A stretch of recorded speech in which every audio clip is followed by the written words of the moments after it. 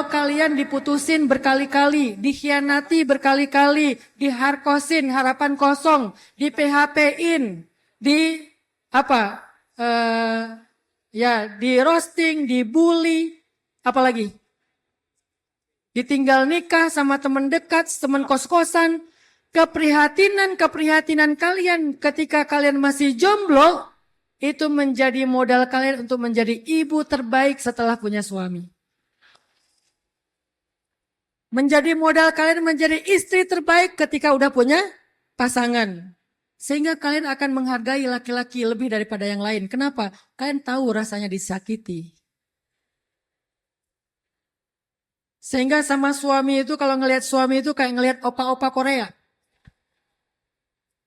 Suami pulang kerja, teriak-teriak histeris. Siapa yang bisa kayak gitu ke suaminya? Mereka yang pernah merasakan luka yang amat dalam tentang cinta. Mereka akan menjadi orang yang paling baik dalam mencintai. Assalamualaikum warahmatullahi wabarakatuh.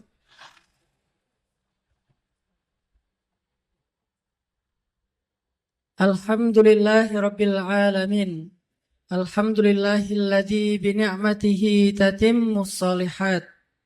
وبفضله تتنزل الخيرات والبركات وبتوفيقه تتحقق المقاصد والغايات أشهد أن لا إله إلا الله وحده لا شريك له وأشهد أن سيدنا محمدا عبده ورسوله الذي لا نبي بعده اللهم صل على سيدنا محمد وعلى آله وأصحابه وسلم رب اشرح لي صدري ويسر لي أمري واحلل عقدة من لساني يفقه قولي ربنا هب لنا حكما وألحقنا بالصالحين اللهم إنا نسألك علما نافعا وقلبا خاشعا ولسانا ذاكرا صادقا وعملا صالحا مقبولا آمين يا رب العالمين. Kita sangat bahagia malam ini bisa duduk di antara ulama-ulama kita, guru-guru kita, kiai-kiai kita. Karena duduk saja bersama mereka adalah sebuah rahmah dari Allah. Di hadapan kita ada guru-guru kita. Yang pertama ada guru kita, Dr. Kiai Haji Anasom selaku Ketua PCNU Kota Semarang. Beliau adalah seorang ahli sejarah yang walaupun saya duduk dengan beliau sebentar tadi, tapi saya dapat banyak ilmu dari beliau. Tentang sejarah santri, sejarah perjuangan, sejarah dakwah, sejarah NU. Padahal saya baru duduk 10 menit. Itu artinya duduk bersama ulama itu berkah. Jadi walaupun 10 menit, makanya kalau duduk di depan ulama jangan banyak ngomong. Tapi dengarkan. Jadi kalau kita duduk dengan mereka, jangan kita yang ngomong. Kita mendengar. Harusnya malam ini saya juga pengen duduk di bawah dan mendengar. Tapi karena ini adalah sebuah amanah, saya mohon izin kepada para kiai untuk berbicara walaupun mungkin nanti akan banyak salahnya. Mohon dikoreksi kalau ada yang keliru dan salah. Kemudian ada guru kita, Dr. Kiai Haji Multazam Ahmad. Masya Allah, Alhamdulillah kita didampingi orang-orang hebat. Ada guru kita, Dr. Marwini. Kemudian ada guru kita juga yang mewakili Ketua PWNU Jawa Tengah, yaitu Dr. Iman Fadilah. Yang dari beliau juga saya belajar tentang sifat lemah lembut dan tawadhu yang luar biasa. Dan khususnya yang saya cintai karena Allah, Gus Robert Mahasin atau Gus Robert. Sebagai Ketua KMNU Undip, saya juga ingin mengucapkan selamat harlah yang ke-9 buat KMNU Undip. Semoga harlah ini menjadi sebuah semangat bagi teman-teman khususnya yang berada di dalam organisasi KMNU Undip, umumnya mahasiswa Undip, umumnya lagi anak-anak muda Semarang, Jawa Tengah, Indonesia, untuk berkiprah mengambil peran di tengah-tengah masyarakat dan bangsa Indonesia. Saya teringat dengan sebuah kenangan yang pernah disampaikan Rasulullah Shallallahu Alaihi Wasallam ketika beliau berusia 15 tahun. Jadi Nabi itu pernah bercerita tentang masa mudanya. Kata Nabi dulu ketika masa muda, saya pernah mengikuti sebuah kejadian. Dan kejadian itu membuat saya sangat mencintainya.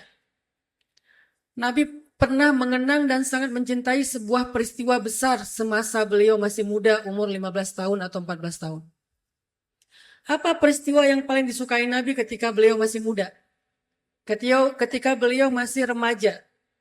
Ternyata peristiwa yang paling disukai Nabi ketika beliau masih remaja itu adalah peristiwa Hilful Fudul. Peristiwa Hilful Fudul yang terjadi beberapa saat setelah Perang Fijar namanya. Jadi waktu itu di tahun yang sama ada dua peristiwa besar. Yang pertama adalah peristiwa militer, konflik senjata, dan yang kedua adalah peristiwa sosial. Peristiwa militer itu namanya Perang Fijar, sedangkan peristiwa sosial itu namanya Hilful Fudul. Bukti bahwa Nabi itu rahmatan lil alamin, beliau tidak mengomentari tentang Perang Fijar. Beliau tidak mengatakan aku sangat mencintai Perang Fijar, seandainya Perang Fijar terjadi lagi, aku pasti akan hadir dan seterusnya. Nabi tidak terlalu banyak berkomentar tentang Perang Fijar. Walaupun Nabi hadir dalam Perang Fijar, tapi nggak ikut berperang. Karena beliau masih kecil, beliau hanya diberikan amanah untuk mengumpulkan anak panah oleh paman-paman beliau. Nabi tidak mengkomentari Perang Fijar, karena Nabi sebetulnya nggak suka dengan sebuah kekerasan. Justru yang dikomentari oleh Rasulullah Shallallahu Alaihi Wasallam itu adalah Hilful Fudul. Apa itu Hilful Fudul? Hilful itu artinya sumpah atau perjanjian. Fudul itu kumpulan orang-orang yang terkemuka. Jadi orang-orang pemimpin-pemimpin yang ada di Quraisy, yang ada di Mekah, berkumpul membuat sebuah perjanjian. Jadi awal terjadinya Hilful Fudul, bagi yang belum pernah membaca kisahnya, kalau santri pasti pada hafal cerita ini, singkatnya adalah ada pedagang Yaman dari suku Zabid datang ke Mekah berdagang. Waktu itu dia berdagang dengan seorang tokoh Mekah yang bernama As bin Wa'il. Setelah dia memberikan barangnya kepada As bin Wa'il, ternyata As bin Wa'il dengan arogan gak mau bayar. Dia nggak mau membayar. Dengan berbagai macam excuse, ini barang nggak bagus segala macam. Tapi nggak dikembalikan juga dan nggak dibayar. Intinya As bin Wa'il waktu itu zolim kepada laki-laki Yaman dari suku Zabid. Akhirnya laki-laki ini mencari pertolongan ke banyak tokoh-tokoh yang ada di Mekah. Ya fulan aku dizolimi, ya bohai ya masyarakat Quraisy aku dizolimi, ya syekh aku dizolimi. Mencari pertolongan ke sana kemari, tidak ada yang mau menolong laki-laki Yaman ini. Kenapa? Karena mereka ngerasa kayak nggak enak sama As bin Wa'il sesama tokoh-tokoh Quraisy. Sampai kemudian laki-laki Yaman ini bertemu dengan seorang anak muda, usianya sekitar 40 tahun, tokoh juga namanya Abdullah bin Jad'an. Abdullah bin Jad'an ini orangnya Hanif. Bukan Hanif ya, orangnya hatinya baik. Orangnya hatinya baik. Ketika dia mendengar ada orang yang terzolimi, akhirnya dia langsung mengambil beban orang tersebut, dia bawa ke ada namanya Darun Nadwah. Darun Nadwah itu tempat ngumpulnya tokoh-tokoh Quraisy di depan Ka'bah. Dan Nabi suka di situ bersama paman beliau Abu Thalib. Sehingga akhirnya Abdullah bin Jad'an bilang, ya masyarakat Quraisy, nanti malam datanglah ke rumahku, aku ingin menjamu kalian makan. Karena dia orang kaya dan dermawan. Nanti malam datanglah ke rumahku, aku jamu kalian makan di rumahku. Jadi kalau di kita kayak bancaan lah atau selamatan lah ya. Jadi makan-makan ceritanya. Karena itu salah satu ciri orang-orang yang dermawan, suka memberi makan. Itu amut to'am. Akhirnya malamnya berkumpullah tokoh-tokoh Quraisy di rumahnya Abdullah bin Jad'an. Dan di situ ada Rasulullah SAW dibawa oleh paman beliau Abu Thalib. Disitulah Abdullah bin Jad'an membela haknya laki-laki dari Zabit Yaman. Dia katakan, ini adalah saudara kita dari Yaman. Dia datang ke Mekah berdagang karena mempercayai amanah dan jujur adilnya penduduk Mekah. Tapi sampai di Mekah, kemudian dia dizolimi oleh As bin Wa'il. Haknya tidak diberikan. Apakah kalian akan diam saja dan membiarkan kehormatan Ka'bah dan penduduk Mekah ini tercoreng? Dia bisa membangkitkan harga diri penduduk Mekah sehingga akhirnya semuanya bangkit. Mereka marah kepada As bin Wa'il dan mereka mengatakan kita akan membela hak orang ini dan mengembalikan semua yang menjadi haknya. Disitulah kemudian mereka helpful, mereka membuat perjanjian. Semuanya mengangkat tangannya, mereka berjanji mulai hari ini tidak ada satupun orang yang dizolimi di kota Mekah kecuali seluruh suku di kota Mekah akan mengambil alih dan membela hak-haknya. Maka perjanjian itu kemudian dikenal dengan nama Hilful Fudul. Ketika Nabi sudah dewasa, mendapatkan wahyu, mendapatkan risalah Islam, Nabi pernah bercerita tentang Hilful Fudul dengan satu kalimat yang sangat pendek tapi istimewa. Apa kalimatnya? Aku pernah menghadiri sebuah perjanjian orang-orang yang istimewa. Jadi yang menamakan itu Hilful Fudul itu adalah Rasulullah SAW. Perjanjian orang-orang yang terkemuka, orang-orang yang mulia. Seandainya aku diminta untuk menghadirinya setelah Islam, maka aku pasti akan hadir dan aku lebih menyukai itu daripada humurin ni'am, daripada dunia dan seisinya. Betapa Nabi mencintai sebuah perjanjian keadilan, yaitu Hilful Fudul, sampai Nabi mengumpamakan, aku lebih mencintai Hilful Fudul daripada dunia dan seisinya.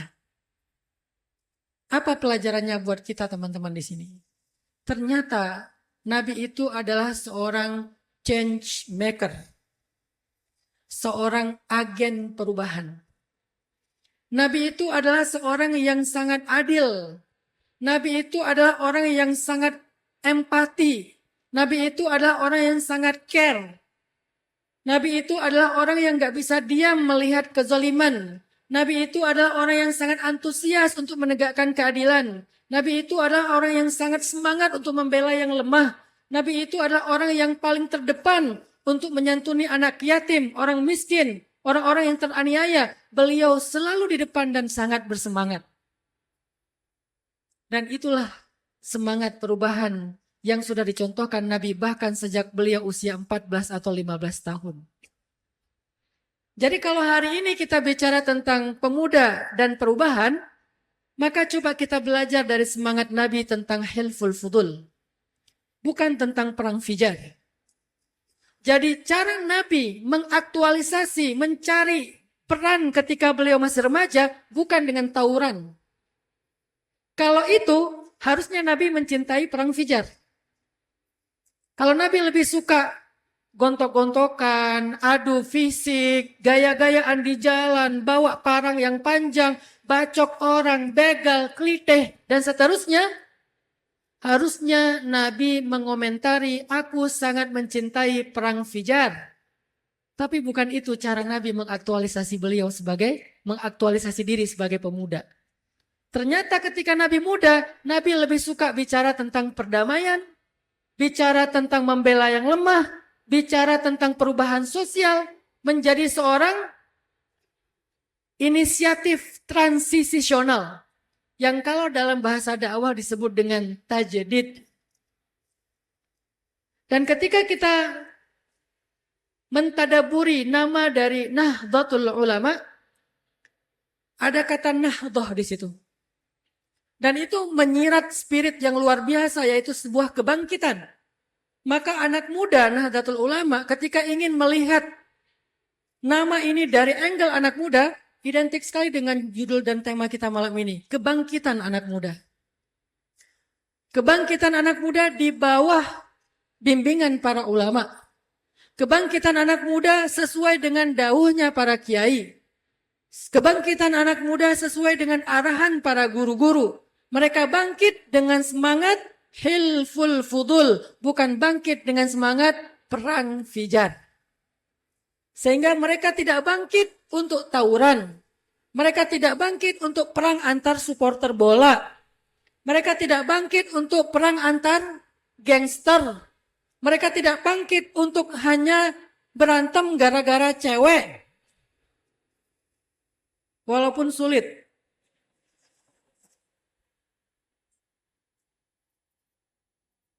Jadi mereka bangkit dengan semangat damai. Makanya saya suka dengan satu kalimat yang lagi ngetren di antara anak muda sekarang.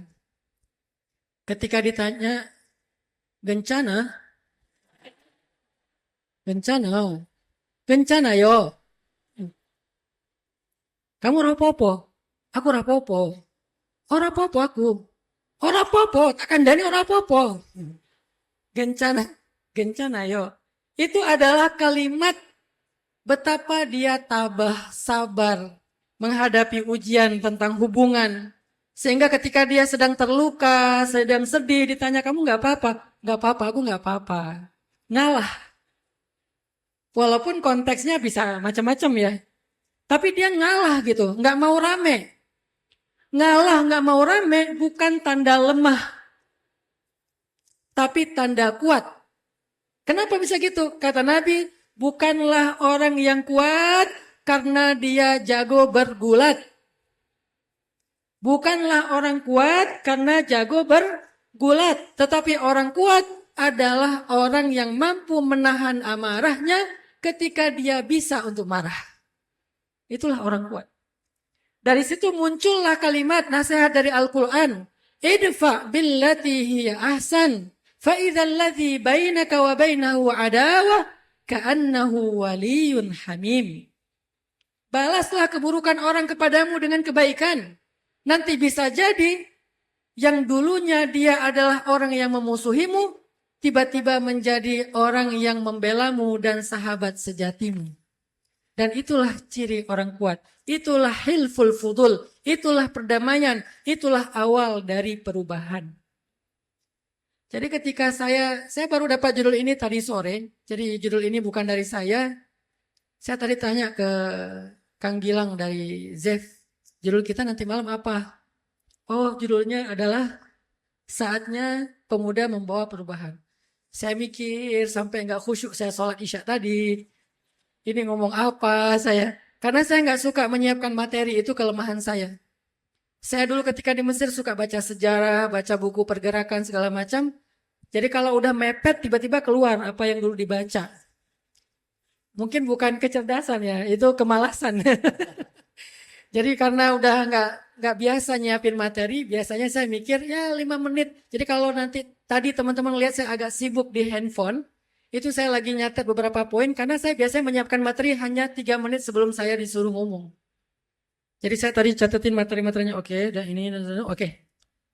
Karena nggak rapih, cowok biasa lah ya, excuse-nya. Jadi kayak ya kejar semalam, udah biasa dengan pola kayak gitu. Jadi teman-teman, cerita pertama yang saya ingin angkat dari semangat perubahan anak muda itu adalah semangat Nabi dalam hilful fudul. Makanya ketika Nabi sampai di Madinah, kalau kita baca cerita kapan Nabi itu pernah telat sholat isya. Ternyata alasan Nabi telat sholat isya itu adalah gara-gara Nabi mendamaikan 2 suku yang mau berantem, mau berperang. Nabi pergi ke sana bersama Abu Bakar, bersama Umar. Yang ditinggalkan di Masjid Nabawi adalah Utsman bin Affan. Sehingga sebagian sahabat sholat bersama Utsman bin Affan.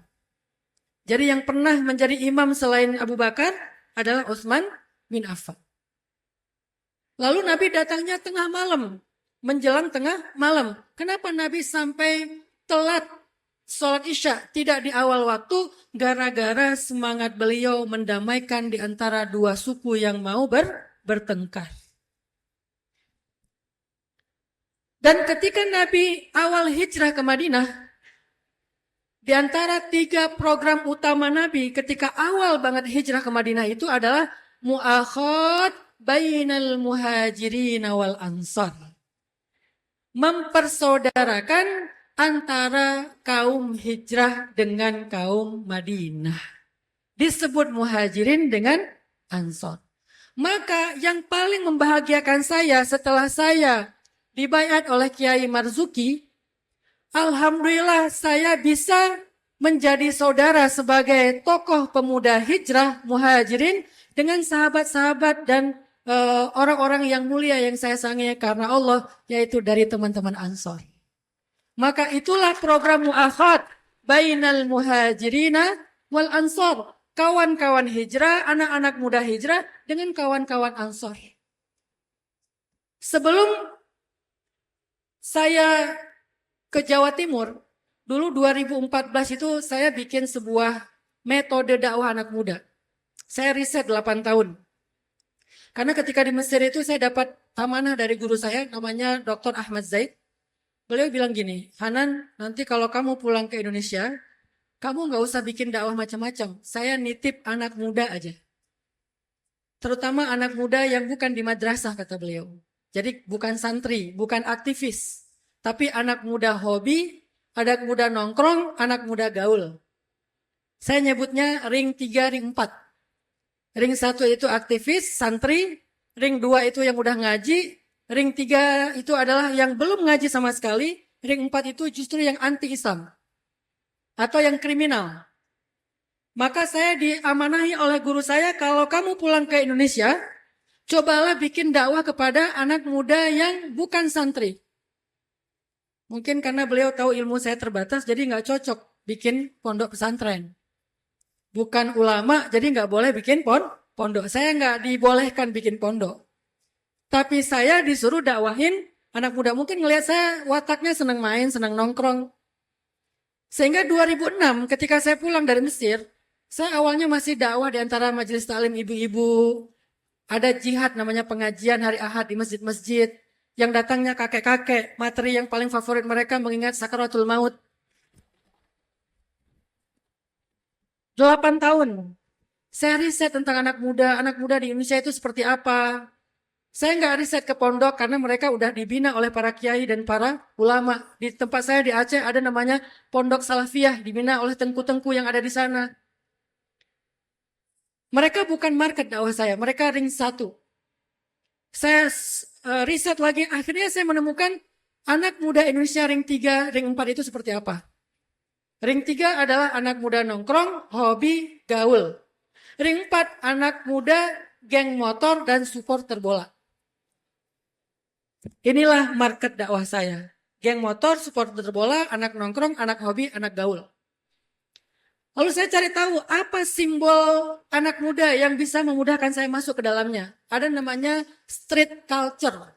Nanti semuanya pakai baju kotak flanel, pakai celana biasa atau jeans, pakai sepatu DC atau Vans. Akhirnya saya pakai kupluk. Ini adalah simbol budaya Rastafarian. Salah satu elemen street. Jadi kupluk ini ada maksudnya. Kenapa saya pakai kupluk? Biar nggak disuruh jadi imam. Kalau saya pakai peci atau pakai sorban, saya disuruh jadi imam. Saya nggak ngerasa layak jadi imam. Jadi saya pakai kupluk, orang nggak percaya saya jadi imam. Sampai di bandara, kalau lagi saya terbang sholat subuh itu, orang pada dorong-dorong, kamu aja. Saya nggak pernah didorong. Disitulah saya merasa sedih. Kamu nggak apa-apa, nggak apa-apa. Saya nggak ada yang dorong jadi imam. Ya udah saya husnuzon aja. Oh mungkin ada yang lebih layak. Akhirnya di antara petugas bandara ada yang maju jadi imam. Tapi saya punya feeling nih kayaknya nih gitulah. Benar begitu dia baca Al-Fatihah, saya langsung dalam hati saya. Harusnya kan saya. Muncul ego kori. Dulu waktu kecil saya suka ikut musabakoh. Pernah juara nasional, internasional. qori anak-anak, remaja, hafiz 1 juz, 5 juz, dan seterusnya. Makanya di Mesir tadi dicerita, ini sebetulnya karena kepepet sih. Saya udah nikah, nggak punya penghasilan. Ada audisi lomba baca Quran di channel Iqra dan Fajar TV di Mesir. Pesertanya rata-rata orang Mesir. Saya nekat aja daftar, siapa tahu beruntung. Bukan karena bagus, mungkin karena faktor beruntung. Pas saya daftar audisi, jurinya itu adalah ulama-ulama qiraat. Salah satunya Syekh Abdul Hakim, Syekh Tariq Faris. Mereka ulama dengan sanad Al-Quran yang tertinggi lah di Mesir. Jadi saya kayak talaki dengan mereka dalam sebuah audisi. Entah bagaimana ceritanya, akhirnya saya masuk 10 besar, malah jadi nomor 1, dikasihlah 20 episode acara di Iqra dan Fajar TV. Dari situlah akhirnya saya bisa bertahan hidup 1 tahun. Bukan karena bagus, tapi karena butuh. Karena kepepet. Nah makanya pas petugas bandara ngimamin, saya dalam hati itu jadi nggak khusyuk juga, jadi ngkoreksi bacaan dia. Harusnya di situ nggak bisa wakaf, di situ diwasol, ini bacanya begini, ini bacanya begitu. Jadi malah nggak konsen. Besok-besok kalau saya di bandara nggak ada yang dorong, saya pura-pura kedorong. Ini siapa sih yang dorong saya? Ya udah loh. Pura-pura kedorong gitu. Ya udah Allahu Akbar. Jadi ya intinya adalah saya fokus ke dakwah anak muda yang street. Akhirnya saya rubah semuanya, mulailah saya main skateboard. Main skateboard, I love skateboarding, lalu main surfing, sampai ini jari saya yang tengah ya, saya nggak bisa nunjukin satu jari aja bahaya. Ini jadi 55. Yang tengah ini agak bengkok, gara-gara saya belajar wake surf, yang ditarik pakai speedboat, terus nanti kalau udah ngebentuk ombak di belakang, lepasin talinya, saya ngikutin ombak. Awal-awal belajar nggak tahu cara take off. Begitu ditarik, saya jatuh, masuk ke dalam air, ketarik. Akhirnya saya ngedengerin suara jari saya, krek gitu. Ah, ini kayaknya ada yang aneh nih. Begitu saya water trapping, saya ngelihat jari saya bengkok sebelah. Jadi ada perjuangan untuk masuk ke dunia anak muda. Belajar surfing sama juara surfer nasional dan internasional dari Indonesia. Namanya Mencos, Cos ajarin saya paddling. Oh ya Ustadz, ngajarin paddling. Ajarin saya cara menghindari ombak. Datang ombak 3 meter, dia takbir. Allahu Akbar. Saya innalillah. Dia bisa menghindar, saya pasrah. Tawakal. Akhirnya kegulung ke ombak, kedorong ke bawah, keseret sampai ke pasir, berdarah-darah. Kata dia, Ustadz tuh berdarah. Pride bro. Akhirnya bisa sedikit surfing, belajar free dive, belajar cliff dive, loncat dari tebing, alhamdulillah muncul. Itu adalah pelarian saya kalau lagi bete, saya loncat dari tebing, menghitung ombak di tebing itu berapa detik ombaknya datang dan pergi, kapan timingnya kita loncat, kemana escape-nya, diajarin tentang cliff diver. Lalu belajar snowboarding, pokoknya semuanya ada papannya. Karena itu simbol street culture. Setelah saya belajar street culture, akhirnya baru saya bikin sebuah dakwah anak muda dengan metode yang kayaknya di Indonesia baru pertama deh. Membuat tren. Saya nggak bisa bikin pesantren. Makanya saya bikin dakwah dengan metode menyebarkan pesan lewat tren. Kalau digabung maka bacanya pesan underscore tren. Bacanya sama. Pesantren. Cuman orang yang nggak ngerti dikira, Ustadz santrinya berapa? Hah? Saya nggak punya santri. Kan punya pesantren. Ini baca ujungnya ada D-nya. Pesan tren D. Pesan yang disebarkan lewat tren. Kenapa saya memilih tren? Karena dakwah anak muda ring 3, ring 4 itu nggak bisa dengan halakoh, dengan madrasah, dengan tausiah, dengan taklim, dengan majelis. Nggak masuk ke mereka. Mereka masuknya dengan nongkrong, dengan membangun sebuah activity, lifestyle. Sehingga waktu itu saya mengambil pesan hijrah untuk dijadikan tren. Maka 2014 lahirlah tren hijrah di Indonesia. Masif seluruh Indonesia. Muncullah komunitas-komunitas dengan nama hijrah. Hijrahnya lewat kita. Tapi kesalahan saya waktu itu setelah mereka hijrah, nggak saya maintain. Bebas setelah hijrah mau ikut kemana. Ada sebagian yang ikutnya ke sebelah. Pas sudah ikut ke sebelah, ngajinya udah agak beda, sayanya dibid'ah-bid'ahin. Wah, pemuda hijrah itu bid'ah, pemuda hijrah itu aneh dan segala macam. Padahal dia hijrahnya lewat kita. Ya udahlah. Terakhir-terakhir makin banyak. Mulailah ada rasa sedih dalam hati saya berdoa. Rabbi habli hukman wa alhiqni bisolihin. Ya Allah, beri saya hikmah, pertemukan saya dengan orang soleh. Apa itu hikmah? Al-isabatu fil qawli wal amal. Tepat dalam ucapan, tepat dalam perbuatan. Ya Allah, bagaimana cara saya membina anak-anak yang sudah hijrah? Beri saya hikmah. Pertemukan saya dengan orang soleh yang bisa memberitahu saya dan mengirsyadat, membimbing saya setelah fase yang pertama. Akhirnya Allah pertemukan dengan Kiai Marzuki Mustama. Itu buah dari doa saya ketika umroh Ramadan. Rabbi habli hukman wa alhiqni bisolihin. Awal dari solehin itu adalah Kiai Marzuki, kemudian para kiai-kiai yang lain dan para habaib sampai hari ini. Salah satu di antara program hijrah yang kita bikin lewat metode tren itu adalah mempersaudarakan geng motor. Itu misi kita, mempersaudarakan geng motor. Di Jawa Barat, Bandung, geng motor itu terbesar salah satu di Indonesia. Satu geng motor itu anggotanya sekitar 50.000 sampai 70.000 orang. Usianya dari SMP sampai S3. Sampai S3. Banyak geng motor yang doktor itu masih geng motor. Kemudian ada 4, berarti sekitar 200 sampai 300 ribu anak muda di Jawa Barat tergabung dalam geng motor. Dan geng motor beda sama klub motor. Kalau klub motor itu suka motor, kalau geng motor suka tawuran. Beda, makanya dia bukan klub. Kalau klub itu misalnya senangnya satu merek ya, sebutlah NMAX gitu. Ya udah klub NMAX, klub Harley, klub apa misalnya Scoopy.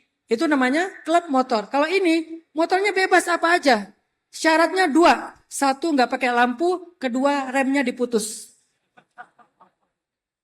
Nggak boleh pakai lampu, nggak boleh pakai rem. Turun dari tempat yang tinggi. Di Bandung ada namanya Lembang. Dari Lembang ke Bandung itu kayak dari Bandungan ke Semarang kali ya. Dari tempat yang tinggi turun ke kota, nggak boleh pakai rem, nggak boleh pakai lampu malam hari. Itu syarat atau tes masuk ke geng motor. Setelah masuk, nanti ada ujian. Salah satu ujiannya apa? Dia harus bisa berantem sama geng lain. Sampai bisa mukulin aparat. Ini geng motor namanya. Ada 4. Briges, XTC, Moonrakers, GBR, dan seterusnya. Dulu belum ada ormas, basi geng motor namanya. Meresahkan. Akhirnya saya masuk ke mereka, saya main sama mereka. Tapi untungnya saya nggak disuruh bawa motor yang nggak ada remnya. Untung ya, selamat saya. Tapi saya duduk sama mereka, main, nongkrong, dengerin mereka. Ternyata orang-orang yang tatoan, yang kelihatannya nggak pernah sholat, anak-anak pang, mereka kangen sama Allah. Cuman selama ini nggak ada yang jemput mereka pulang. Dakwah hanya ada di atas mimbar, tapi mereka tidak ada yang jemput pulang. Akhirnya ada gap antara dakwah dengan mereka. Saya turun dari mimbar, saya pergi menjemput mereka pulang kepada Allah. Saya bikin event pertama namanya Briges Berzikir. Briges Berzikir. Waktu itu saya ngundang Ustadz almarhum Arifin Ilham.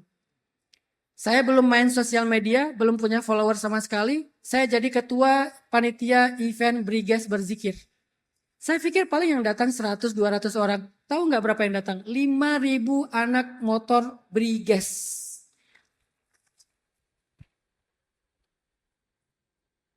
Mereka nangis, mereka zikir. 2.000 di antara mereka itu di luar masjid nggak mau masuk, padahal masjid raya Jawa Barat masih muat. Saya tanya, kenapa kalian nggak masuk? Kata mereka, Ustadz, kami orang-orang kotor. Masjid itu tempat suci. Kami merasa tidak layak berada dalam masjid. Saya menangis mendengar ucapan mereka. Ternyata mereka lebih baik daripada kita yang merasa paling suci. Mereka sadar diri dan itu awal dari sebuah taubat dan hijrah. Akhirnya mereka kita bina, geng motor Briges sudah mulai berhijrah, tokoh-tokohnya. Saya ketemu dengan salah satu tokohnya yang saya nggak bisa sebutkan namanya. Beliau kemana-mana bawa senjata api, duduk naruh senjata api. Itu mirip kayak Usaid bin Hudair ketika awal sahabat Mus'ab bin Umair dakwah di Madinah ya. Mus'ab bin Umair itu kan dakwahnya lemah lembut. Datanglah Usaid bin Hudayr, datang Sa'ad bin Ubadah, tokoh-tokoh Madinah bawa pedang. Dia bilang, kamu mau pulang pergi ke Mekah atau saya bunuh nih. Jadi pakai senjata gitu ya. Kalau ini saya taruh pistol. Ustadz apa? Kenapa masuk ke geng kita? Mau ngapain? Saya bilang saya lagi berbagi sama teman-teman ngobrol. Akhirnya alhamdulillah tokohnya hijrah ngajak tokoh-tokoh yang lain. Begitu brigadir selesai datang XTC. Ini teman mereka di jalan lah. Kalau di jalan asal ketemu pasti tawuran, bacok-bacokan. Jadi teman di jalan. Brigadir hijrah, XTC hijrah, Moonrakers hijrah, GBR hijrah. 2018 di bulan Ramadan kita bikin namanya ngabuburait. Kita minjem istilah anak BMX, bukan ngabuburit, ngabuburait.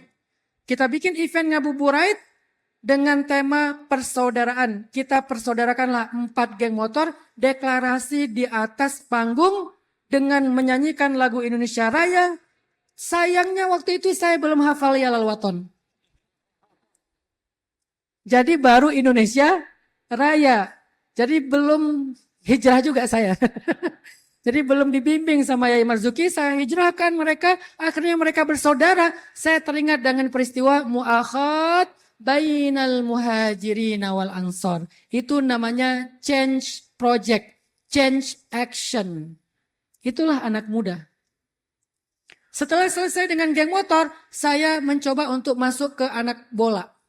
Karena saya di Bandung, salah satu supporter bola yang cukup ramai di Indonesia, ada sekitar 1,5 juta supporter bola, Viking Bobotoh. Saya masuk ke Bobotoh. Ada namanya Yana Bool. Setelah hijrah menjadi Yana Umar. Tadinya Yana Bool, hijrah jadi Yana Umar. Dia yang pakai genderang Viking dan Bobotoh sebelum pertandingan. Tapi setelah hijrah alhamdulillah dia memimpin baca Al-Fatihah sebelum pertandingan Persib. Al-Fatihah kemudian sholawatan baru tanding. Kita sebagai temannya menyediakan musola mobile di luar stadion. Sehingga siapa anak-anak yang pengen sholat maghrib, mereka bisa pakai musola kita dengan keran seadanya yang kita sediakan. Tapi mereka ngerasa sulit untuk sholat maghrib. Akhirnya mereka meminta kepada penyelenggara liga termasuk TV untuk merubah jadwal tanding Persib ba'da maghrib. Dan akhirnya berhasil, mulailah Persib tanding kandangnya ba'da maghrib. Supaya bisa sholat maghrib tepat waktu. Itu namanya change project, change action. Tapi saya masih sedih karena belum bisa mempersaudarakan mereka dengan sahabat mereka, The Jack. Belum bisa mempersaudarakan teman-teman bonek sama Aremania. Ketika saya mau jalan ke Bung Ferry, The Jack, qadarullah terjadi pandemi. Akhirnya terhentilah proyek mu'akhad baina Viking wa The Jack. Mu'akhad baina Aremania wa bonek. Sebagaimana mu'akhad baina Briges wa XTC wa Moonrakers wa GBR. Jadi saya berkisah ini sama sekali na'udzubillah bukan tentang diri saya, tetapi tentang sebuah spirit. Spirit Hilful Fudul adalah spirit perubahan, adalah spirit perdamaian, adalah spirit kebangkitan. Dan inisiatornya adalah anak muda yang bernama Abdullah bin Jad'an. Dan orang yang hadir di situ dan kelak akan menjadi tokoh terhebat sepanjang sejarah, namanya Sayyidina Muhammad sallallahu alaihi wasallam. Maka kalau kalian ingin membuat perubahan, belajarlah dari spirit Hilful Fudul. Yang kedua, apa modal perubahan? Bagaimana cara kita bisa menjadi seorang change maker? Seorang agen perubahan, apa modalnya? Ternyata kalau saya baca-baca dan istiqra sejarah, meneliti bacaan sejarah, modal dari sebuah semangat perubahan itu adalah keprihatinan hidup. Biasanya orang-orang yang membuat perubahan itu pernah melalui masa-masa prihatin dalam hidupnya. Sa'atil usrah, masa-masa yang sulit di masa lalunya. Dia orang yang paling sering menjadi agen perubahan. Kenapa? Karena orang yang punya masa lalu yang prihatin, yang sulit, itu punya empati yang tinggi. Al-wa'yu, rasa sadar dan empatinya tinggi. Sehingga dia sangat fiqhul waqi, faham tentang realitas. Ketika orang lain ngelihat realitas dari permukaan, dia ngelihat realitas bahkan sampai ke dalam. Makanya disebut dengan fiqhul waqi, memahami realitas. Itulah modal Rasulullah SAW. Jadi saya jadi tahu kenapa Nabi waktu kecilnya lahir nggak punya ayah. Usia 5 tahun ibunya wafat. Nggak lama kemudian kakeknya wafat. Dirawat oleh pamannya yang paling miskin, bukan yang paling kaya di antara paman-pamannya. Hidup sendiri sebatang kara susah payah. Bahkan ketika bayi juga beliau mendapatkan ibu susu yang paling miskin, yang paling prihatin di antara kaum Bani Sa'di. Yaitu Halimatus Sa'diyah. Kenapa hidup Nabi itu prihatin banget? Ternyata itu adalah bagian dari madrasah langit, tarbiyah langit untuk mencetak seorang change maker yang bernama Sayyidina Muhammad. Alam yajidaka yatiman fa'awa wa wajadaka dhallan fahada wa wajadaka ailan fa'aghna. Itu masa lalu. Terus masa depannya, fa'ammal yatima fala taqhar wa ammas sa'ila fala tanhar wa amma bi ni'mati rabbika fahaddits. Coba lihat paduan ayatnya. Wahai Muhammad, kata Allah, wahai hambaku, dulu kamu begini kan?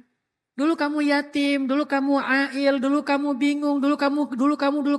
Sehingga masa lalu Nabi itu, masa kecil Nabi yang prihatin itu ternyata menjadi sebuah energi untuk Nabi menjadi orang yang bisa menjadi agen perubahan. Maka 3 ayat berikutnya, maka terhadap anak yatim, maka terhadap peminta-minta, maka terhadap orang miskin, maka terhadap nikmat Allah.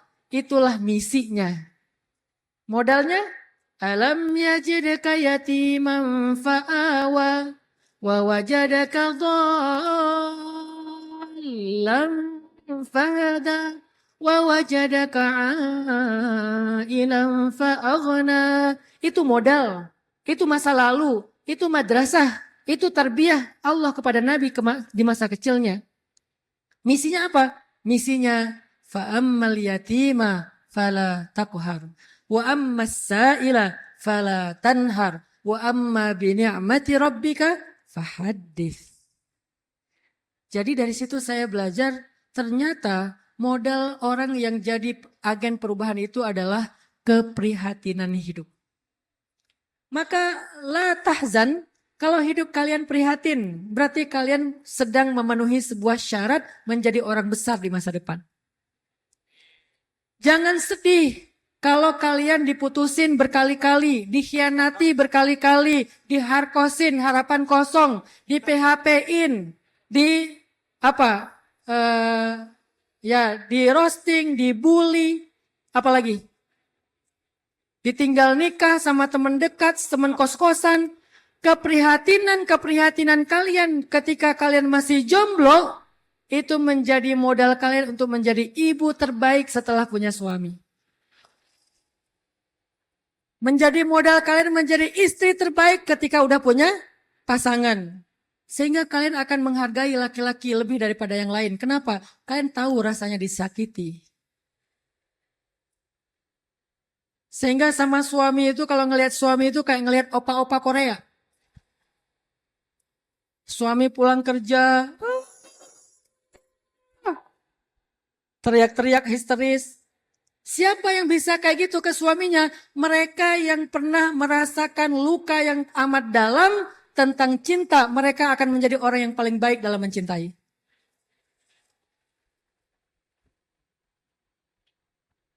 Orang yang gak pernah dilukai perasaannya, gak tahu cara menghargai perasaan.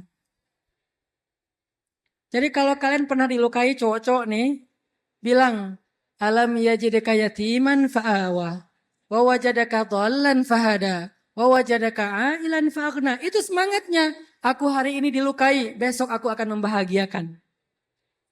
Hari ini aku ditinggalkan, besok aku akan selalu ada. Hari ini aku disakiti, besok aku akan mengobati. Orang yang pernah prihatin, dia punya modal menjadi orang besar.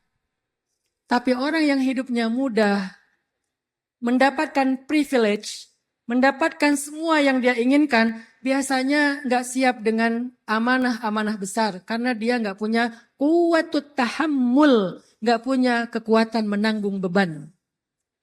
Orang yang prihatin memiliki yang namanya quwwatut tahammul, kuat mengangkat beban. Orang yang kuat mengangkat beban, itulah orang besar. Nggak ada orang besar yang mengangkat beban kecil. Semua orang besar itu indikasinya orang yang mengangkat beban besar. Dan dia tidak akan sanggup mengangkat beban besar kalau masa lalunya tidak dimadrasahkan oleh langit, tidak ditarbiyah dengan tarbiyah rijal, rahilah, quwwatut tahammul, menjadi rahilah. Apa itu rahilah? Kata Nabi dalam hadisnya, taronna saka ibilimi'ah, la takadu tajidu fiha rahilatan.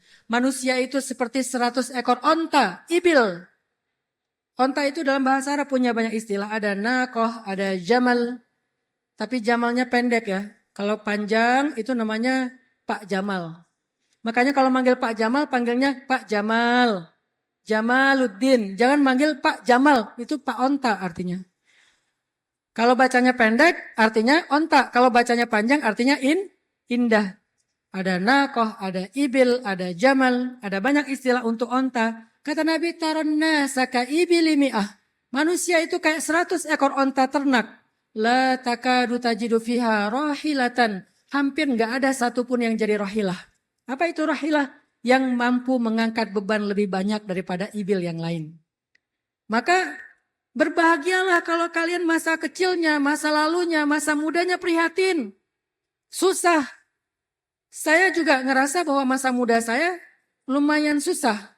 Gimana lumayannya? Saya dari keluarga yang fakir, bukan miskin, fakir. Dari mana Ustadz mengkategorikan fakir? Ketika saya dapat amplop zakat fitrah, nama ayah saya Abdurrahman, ditulis di amplop Abdurrahman dalam kurung fakir. Di situ saya bahagia. Kenapa? Karena amplopnya fakir lebih tebal daripada amplopnya miskin. Amplop fakir, bahagia. Berarti kategori keluarga saya itu fakir, bukan miskin. Arti fakir yang hari ini pun bingung mau makan apa. Yang gak punya tempat tinggal. Kita ngontrak diusir. Kenapa? Selalu gak mampu bayar kontrakan. Cuman mampu bayar sebulan 2 bulan, sisanya gak mampu bayar. Diusir, ganti. Makanya jadilah kita kontraktor. Yang selalu ngontrak. Ayah saya tukang pangkas. Yang penghasilannya kadang ada, kadang enggak. Tapi dengan keprihatinan masa kecil, akhirnya kuwatut tahammul. Biasa lapar, biasa susah, jadi sanggup menahan beban. Mampu mengangkat beban adik-adik saya masih sekolah. Karena saya anak pertama. Saya berangkat ke Mesir. Alhamdulillah dapat beasiswa. Akhirnya gak memberatkan orang tua. Kalau enggak mungkin saya ke Mesir. Kenapa dapat beasiswa? Pinter? Enggak. Karena gak ada pilihan. Kalau saya punya privilege orang tua saya diplomat. Kalau saya punya fasilitas orang tua saya kaya. Gak mungkin juga saya tes beasiswa. Emang beasiswanya gede? Gak gede-gede amat. Mending saya dibiayai orang tua saya kalau dia pengusaha. Mending saya ikut ayah saya kalau dia diplomat. Karena saya nggak punya pilihan, akhirnya saya harus benar-benar bisa lulus. Alhamdulillah dapat beasiswa Al-Azhar. Di Mesir, selain kuliah, saya juga kerja. Kenapa? Saya harus membiayai adik-adik saya sekolah. Jualan bakso, jualan dolar, bikin guide tur wisata. Dan seterusnya, apa yang bisa dilakukan lah kayak di film Ayat-Ayat Cinta. Akhirnya tiap bulan kirim ke ibu, "Ma ini untuk adik sekolah, ma untuk beli kulkas, ma untuk pasang telepon." Dulu masang telepon aja susah. Sehingga ketika saya menikah, saya bukan hanya menanggung beban istri, tetapi juga keluarga besarnya. Udah kuat menanggung beban. Ketika pulang ke Indonesia, saya bikin sekolah gratis SD, sekolah gratis SMA. Walaupun sekolahnya gratis, tetapi kawasannya nggak ada yang prihatin. Kita punya stable berkuda sendiri. sekolah gratis punya stable. Setiap minggu belajar berkuda gratis, padahal belajar berkuda itu mahal. Punya kolam renang, lagi dibikin sih. Punya aviari. Saya datang ke Irfan Hakim, mungkin pernah nonton YouTube Irfan Hakim, saya podcast sama dia. Itu bukan sengaja podcast, saya lagi pengen belajar ke Irfan gimana bikin aviari. Saya pengen bikin aviari di sekolah gratis saya. Pulang dari situ kata Irfan, Ustaz boleh nggak podcast sebentar, setengah jam aja? Ya udah nggak apa-apa saya bilang. Dasarnya saya nggak terlalu suka kolaborasi dengan artis-artis hebat karena saya ngerasa ya mereka terlalu hebat lah. Akhirnya mau bikin aviari, ada farm, ada ternak, ada segala macam. Gurunya dibayar di atas UMR tapi gratis. Terus bebannya di mana? Bebannya di yayasan, di saya. Kenapa Ustaz sanggup? Kuwatut tahammul, karena terbiasa susah. Di Mesir kalau lagi nggak ada duit, ya udah minum air keran. Pas pulang dari Mesir, karena waktu itu awal-awal kita tinggal di Bandung, kita ngontrak rumah paling murah di Bandung yaitu di tempat pembuangan sampah. Pernah lapar banget, beberapa hari gak makan, kita makan sampah, mungut dari tong sampah, sisa-sisa makanan orang Indonesia kan kalau makan tuh suka lebih ya, makan sampah bayangin. Tapi apakah saya menyesali itu? Enggak, ternyata itu cara Allah memadrasahkan saya. Alam yajidika yatiman, dolan, ailan. Fa'awa, fahada, fa'agna. Itu masa lalu kita. Makanya saya berpikir mereka yang hidupnya prihatin lebih beruntung daripada mereka yang hidupnya mudah. Mereka yang punya banyak musibah dalam hidupnya sampai hari ini lebih beruntung daripada mereka yang dapat semua kemudahan. Kenapa? Mereka sedang dicetak oleh Allah menjadi orang-orang besar di masa yang akan datang. Maka yuk kita belajar menikmati keprihatinan, belajar menikmati kesendirian, belajar menikmati dikhianati, disakiti, dibohongi, diselingkuhi, di apa lagi? Disalib sama teman kos-kosan, apalah pokoknya belajar dalam keprihatinan. Fa inna ma'al usri yusra, inna ma'al usri yusra. Yang terakhir, belajar dari Nabiullah Yusuf alaihissalam. Salah satu anak muda yang hebat. Nabiullah Yusuf alaihissalam. Anak muda yang masa lalunya sangat prihatin. Sangat prihatin. Paling prihatin yang kalau kita baca masa kecilnya dibuang ke sumur, lalu dijual jadi budak, lalu difitnah sama seorang perempuan, lalu masuk penjara. Ya, prihatin semua. Tapi apa akhirnya? Justru dengan keprihatinan itu dia menjadi orang besar. Ketika dia mengatakan kepada raja di tempat dia di penjara, beri saya amanah untuk menjadi ala khazaini Misr atau khazainil ard. Jadi menteri yang menjaga semua kekayaan orang-orang Mesir. Karena saya hafizun amin. Maka akhirnya Nabi Yusuf singkat cerita menjadi menteri paling berpengaruh atau pejabat paling berpengaruh di Mesir yang menjaga dan memanage semua kekayaan penduduk Mesir. Dari mana itu berangkatnya? Dari masa lalu yang prihatin. Jadi kalau ditanya Ustadz, bagaimana cara menjadi seorang yang punya semangat perubahan? Nikmatilah keprihatinan kalian, ambil itu sebagai spirit. Karena orang yang biasa prihatin, biasanya rasa ibanya tinggi. Rasa empatinya tinggi. Rasa nggak teganya tinggi. Rasa pedulinya tinggi. Maka dengan rasa itulah dia akan membuat proyek-proyek perubahan. Demikian yang bisa saya sampaikan. Mohon maaf atas segala keterbatasan. Wallah, orang nggak bakalan kecewa kalau bersandar kepada Allah. Itu nggak bakalan. Bahkan kita bisa bilang mustahil. Mustahil seseorang itu kecewa gara-gara berpegang, bersandar, menyerahkan dirinya kepada Allah. Itu mustahil. Bukan seperti itu sunnatullah. Karena siapapun yang berserah diri kepada Allah, maka dia telah berpegang kepada tali yang paling kokoh. وَمَنْ يُسْلِمْ وَجْهَهُ إِلَى اللَّهِ وَمَنْ يُسْلِمْ وَجْهَهُ إِلَى اللَّهِ وَهُوَ مُحْسِنٌ faqad istamsaka bil urwatil wuthqa wa ila Allahi aqibatul umur. Siapa yang menyerahkan dirinya kepada Allah dan dia senantiasa berbuat baik, maka sesungguhnya dia telah berpegang kepada tali yang paling kokoh dan kepada Allah segala urusan dikembalikan. Jadi nggak ada orang yang kecewa kalau dia berpegang kepada Allah. Masalah apapun, masalah rezeki, masalah jodoh, terutama yang kedua. Kalau kita bergantung kepada Allah dalam urusan jodoh, maka insya Allah kita nggak akan kecewa. Mak comblang yang paling baik itu adalah Allah. Kalau mak comblangnya Ustadz, kadang-kadang ngecewain. Ustadz, ini CV saya. Oh ya, kriteria yang kamu cari seperti apa?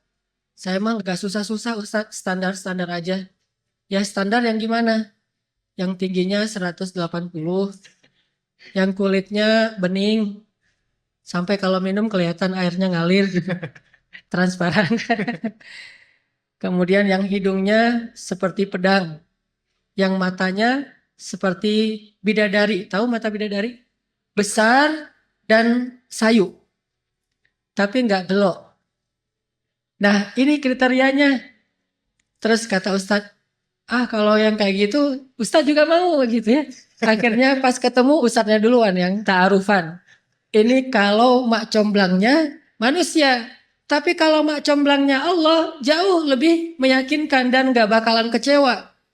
Dengan kriteria apapun, wahuwa ala kulli syai'in qadir. Dan kalau Allah menjanjikan yang baik akan ketemu dengan baik, pasti innahu la yukhliful mi'ad. Allah tidak pernah mengingkari janjinya. Masalah apapun, kita harus mengandalkan Allah. Coba deh, selalu ngandelin Allah. Bahasa gampangnya gini, udah tenang aja, ada Allah. Itu. Dan kalau kita sudah melibatkan Allah, la yudayya'akallahu idzan. Itu pasti, Allah nggak bakalan ngecewain kamu. Kalau udah ngandelin Allah, ini gimana nih? Udah, tenang aja, ada Allah. Allah tidak akan mengecewakan. Salah satu kalimat, udah tenang aja, ada Allah, adalah la tahzan, innallaha ma'ana. Kalau kita ada teman lagi galau gitu, terus kita bilang, la tahzan, innallaha ma'ana. Kalau bahasa kita, woles bro, tenang aja, ada Allah. Santai bro, karena ada Allah. Itu bahasa Arabnya, la tahzan, innallaha ma'ana.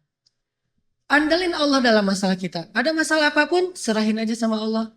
Bismillah, la haula wa la quwata illa billah. Bahkan kadang-kadang hanya dengan berzikir, la haula wa la quwata illa billah, Allah kasih keajaiban yang luar biasa. Karena setelah seseorang bersandar kepada Allah, la yudayya'anallahu idzan. Pasti Allah nggak akan ngecewain. Pasti Allah nggak akan ngecewain.